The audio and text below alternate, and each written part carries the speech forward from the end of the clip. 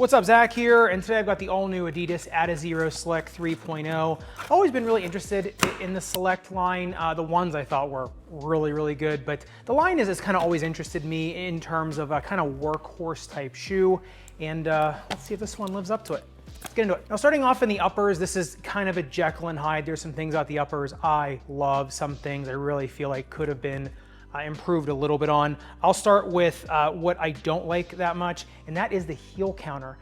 Not a lot of padding, and it is a little bit more flat. Now, it is strong, right? The internal heel counter is nothing to joke about. I mean, it's definitely sturdy. It's just that the padding is kind of flat. Now, I didn't get any irritation back there, any blistering. It's just with the heel slippage, you know, it's mild to moderate. As you put an orthotic in there, you can really kind of feel yourself coming up a little bit, whereas in some shoes with a really bulbous beading, say that 5 times fast, around the heel counter, you still sink into the shoe even with an orthotic, so it kind of locks you in, whereas in these ones, you can kind of feel yourself rising there. So, you know, like I said, heel slippage was, if you get the right size, it's mild to moderate, put it that way. We'll get into that in the fit. As you go into the tongue is gusseted. I mean, it provides decent enough lockdown. It is very thin. You get a little bit more dense padding. It's still thin, but it is dense up in the more proximal ankle. I didn't have any lace irritation though, which was great. You don't get a runner's knot, a little bit of a disappointment, but you do get a lace loop through the tongue as well. So the tongue stays nice and sturdy. You get a lot of coverage of your anterior ankle, so that is very nice. And as you go further into the shoe, it is mostly just a TPU woven mesh. It's just caging all around. You do get some reinforcement on the underside of the shoe, the paneling, but on the outside it's just basically caging. And you can see on the thermal imaging, it's just heat getting out of everywhere. The whole shoe is lighting up. So really a nice job throughout the entire shoe of dissipating heat. Exact same thing on the breathability mapping. Fog is just getting out of everywhere. So in terms of like a summer shoe, really hot, humid conditions, or if you just sweat a lot, that's called hyperhidrosis,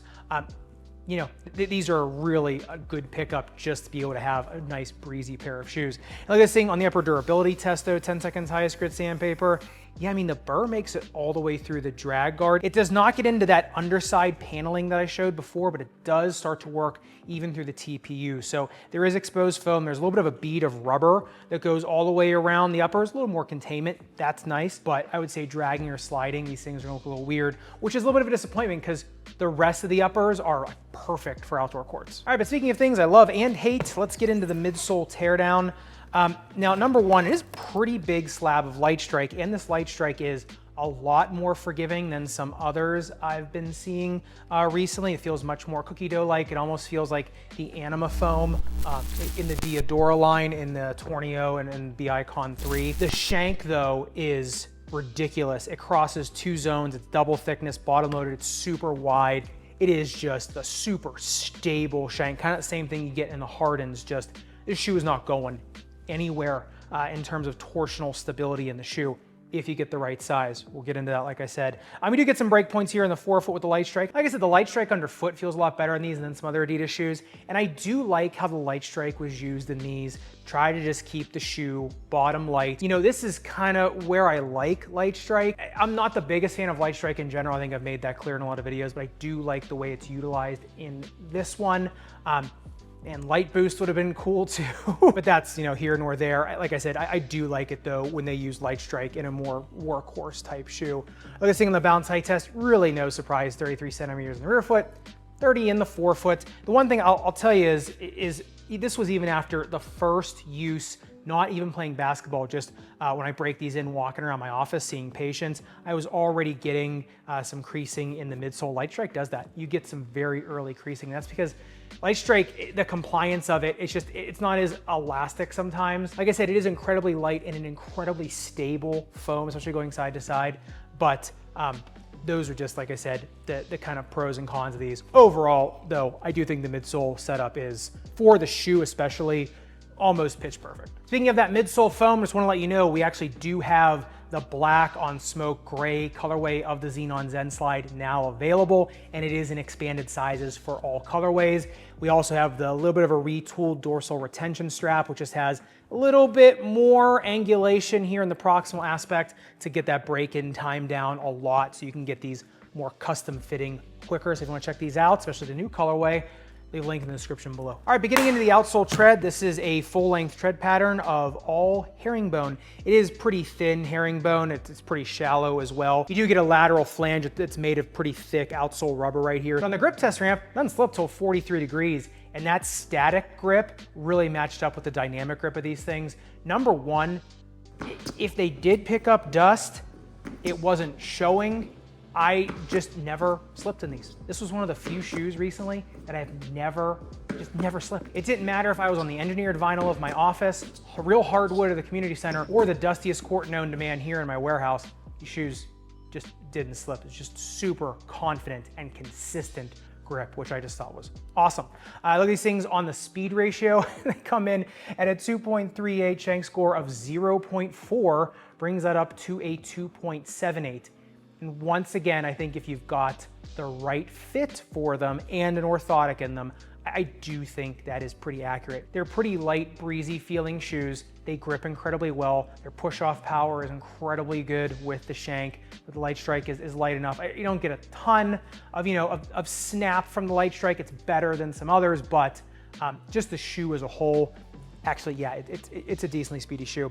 Other thing on the outsole durability test, 10 seconds highest grit sandpaper, not a millimeter of damage on these. The durometer is high enough. I would say if you don't produce a lot of friction and you have an orthotic in these, on outdoor courts, I think that they do pretty darn well. I would say maybe a little bit more of a cushioned orthotic like the eTPU blend and the Power Step Bridge. Think something like that. Still some structure, right? You still want some structure in the orthotic, but something also with just a little bit of padding in the forefoot.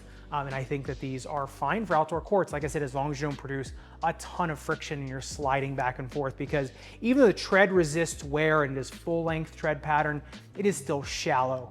It's just that all the other parts, especially the uppers, I think especially on hot summer days, yeah, they do pretty well. All right, but as promised, getting into the real crux of the Adizero Select 3.0, and that is its fit. Number one, it's got 10-degree inflare, pretty standard middle of the road. Then resting position of eversion, 0 degrees. Loaded, still 0 degrees. The one thing is I would expect that to start increasing as the light strike starts to break down. So you might start to get a little bit of angulation once the shoe starts breaking in with that light strike, but initially that shank is holding it up pretty darn well. Now they do come in with a length of 29.2 centimeters, metatarsal width of 10 centimeters, toe box width of 11 centimeters, and a toe box taper of only 26 degrees. These are a Big's dream shoe.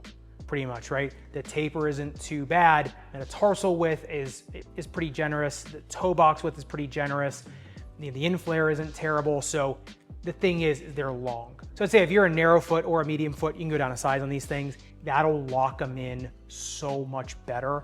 If you're a short 2E, I really hate telling 2Es to go down a half size, but they won't feel as floppy in the forefoot if you go down a half size. If you're a little bit of a longer footed 2E, right, like your hair long, I think you just go true to size, have an orthotic in them. That really helped when I had an orthotic in these. I felt much better.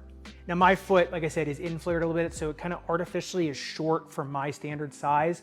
So I feel the length a lot more than some other people that might have a neutral or a flat arch.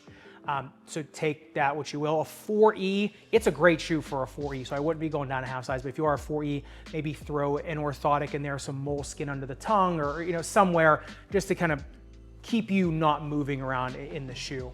Like I said, it is super generous, especially if you're a long-footed person. It's really nice. You could go true to size, right? It's just those short-footed people, it could feel a little bit more like a clown shoe if you have a little bit of a shorter foot. Now, in terms of people I'd be recommending these for, number one, people that stink their shoes up, right? People that have excess sweating, people that really heat their shoes. Like I said, people on outdoor courts that have an orthotic to put in the shoe. The nice thing about this shoe is that the shank is so long and it kind of holds that orthotic in pretty well. So if you have orthotics looking for a shoe that'll fit those orthotics, wider toe box, wider metatarsals, right? If you've got a bunion or a tailor's bunion, really anything that needs accommodating, this is really nice. If you can get the right size on these things, they're a very stable shoe, right? Especially, like I said, for really either you're in a hot, humid gym or it's super hot and humid outside. Now, are they the most plush things on the planet? No, they're better than some other Light Strike products for sure. Like I said, though, that shank really does a nice job of kind of holding you center. So if you get an orthotic in these, it's the perfect complement to these shoes for a lot of different lumps, bumps, bruises, on your feet. Like I said, especially those people that want a little bit of a wider toe box, but don't necessarily want to go for like the true quote unquote anatomic type toe box shoes and the issues that come along with wearing those for side to side court sports. So I'd love to hear your thoughts in the comments down below. I do like these a little bit more than the 2.0, feel a little bit more stable than the 2.0. I don't like them as much as the ones, the original, but I decided to put them right in the middle of the pack. So I'd love to hear your thoughts. And if you want to see another shoe that has pretty generous fit, but kind of complete opposite underfoot feel, make sure you click into the Reebok Engine A review right here, and make sure you subscribe down below. Respect your rubber and foam. I'll see you somewhere in the sneakerverse.